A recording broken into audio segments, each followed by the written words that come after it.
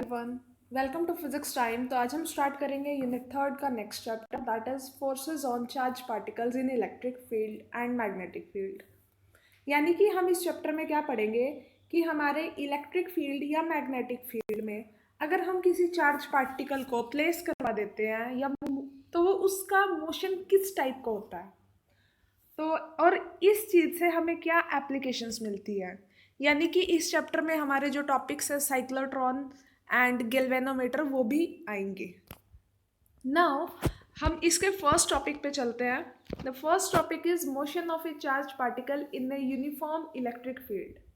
यानी कि एक चार्ज पार्टिकल को हम इलेक्ट्रिक फील्ड में प्लेस करेंगे और उसके मोशन को स्टडी करेंगे। इजी टॉपिक है बिल्कुल। हम इसमें क्या करेंगे, हम सपोज कर लेंगे दैट हमारा जो पार्टिकल है उसका मास है m, उसके ऊपर चार्ज है प्लस q और वो जनरली v वेलोसिटी से मूव कर रहा है along ox as shown in the diagram. Diagram में कैसे है, हमने जो ये डॉटेड लाइंस है, these dotted lines, these are the uniform electric field। किस तरह बना है कि सपोज इस साइड पॉजिटिव चार्ज है, इस साइड नेगेटिव चार्ज है, तो फील्ड डायरेक्शन क्या हो जाएगी इस तरह। ठीक है, these parallel line shows the electric field जिसका कितने हमारे पास इंटेंसिटी है, दैट इज E। नाउ अब हमने क्या किया, हमने OX एक लाइन ले ली और यहाँ पर PQ एक स्क्रीन रख दी। ये फ्लोरोसेंट स्क्रीन होती है, यहाँ पर अगर कुछ चार्ज पार्टिकल टच करेगा तो वो ग्लो करती है। जैसे रात को कुछ स्टार्स लगाते हैं ना हम, वो ग्लो करते हैं ऑटोमेटिक, उस टाइप की स्क्रीन होगी ये।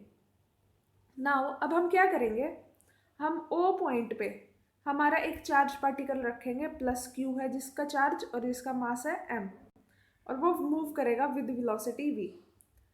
अब सपोज किसी चार्ज पार्टिकल को मूव करना होता तो वो नॉर्मली ऐसे मूव करता स्ट्रेट लाइन में, बट अब यहाँ पर सपोज मैं यहाँ पर मैंने पॉजिटिव पार्टिकल रखा है तो वो नेगेटिव की तरफ अट्रैक्ट होगा। इसकी वजह से उसका पाथ बदलता चला जाएगा धीरे धीरे धीरे धीरे, और वो इस तरह का पाथ फॉलो करेगा। इस तरह के पाथ को क्या बोलते हैं, हमें वो निकालना है। इसको बोलते हैं ट्रेजेक्ट्री। कैसी है उसकी ट्रेजेक्ट्री, मतलब सर्कुलर है, स्ट्रेट लाइन है, पैराबोला है, हाइपरबोला है, इस तरह की ट्रेजेक्ट्री कैसी है उसकी, जैसे हम उसमें पढ़ते थे हमारी +1 में प्रोजेक्टाइल में। सिमिलरली अब हम पढ़ेंगे,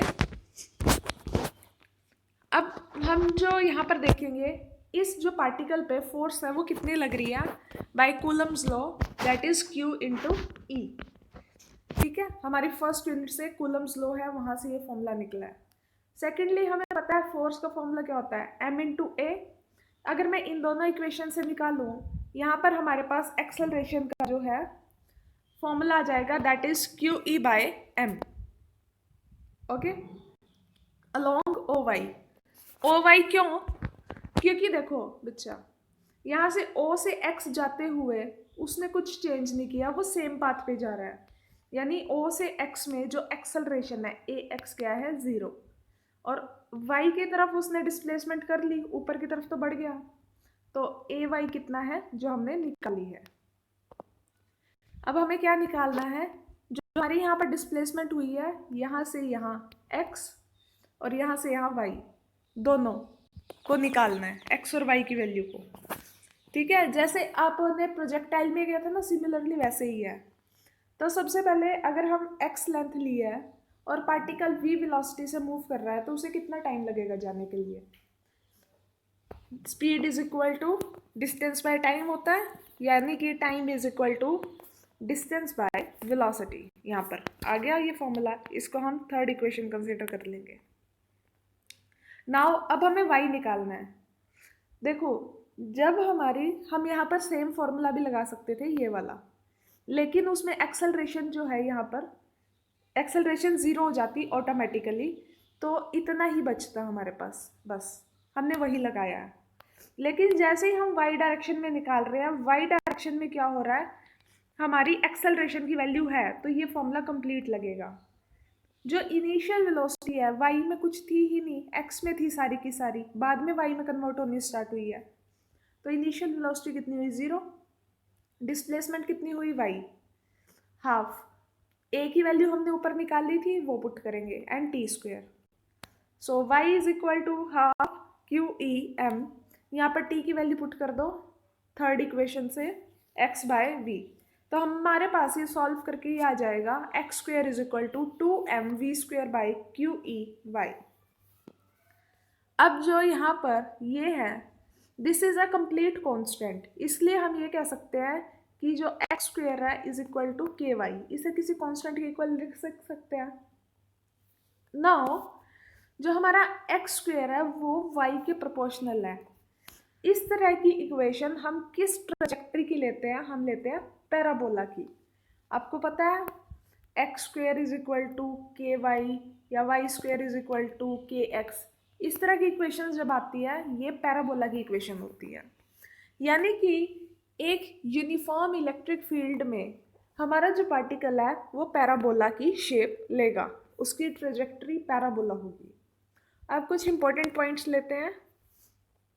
फर्स्ट पॉइंट है कि अगर हमारा वही पार्टिकल चार्ज पार्टिकल रेस्ट पे है या फील्ड की डायरेक्शन में ही मूव कर रहा है तो जो पार्टिकल है वो एक फोर्स क्यू ई फेस करेगा और वो एक्सेलरेट होगा उसी डायरेक्शन में जिस डायरेक्शन में फील्ड है।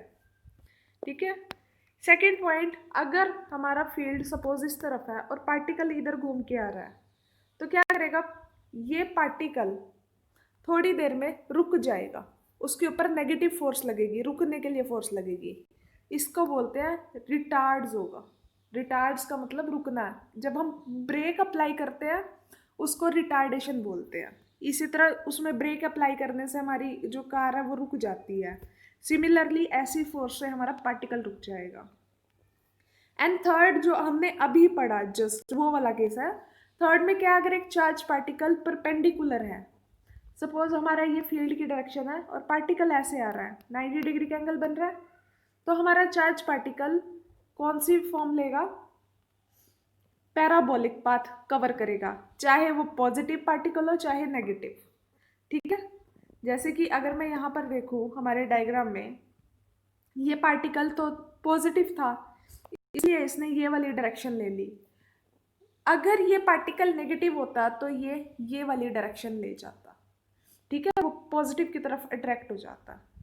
ठीक है, तो यहाँ पर हमारा ये कंप्लीट टॉपिक होता है। इसके बाद हम करेंगे हमारा charge motion of charge particle in uniform magnetic field.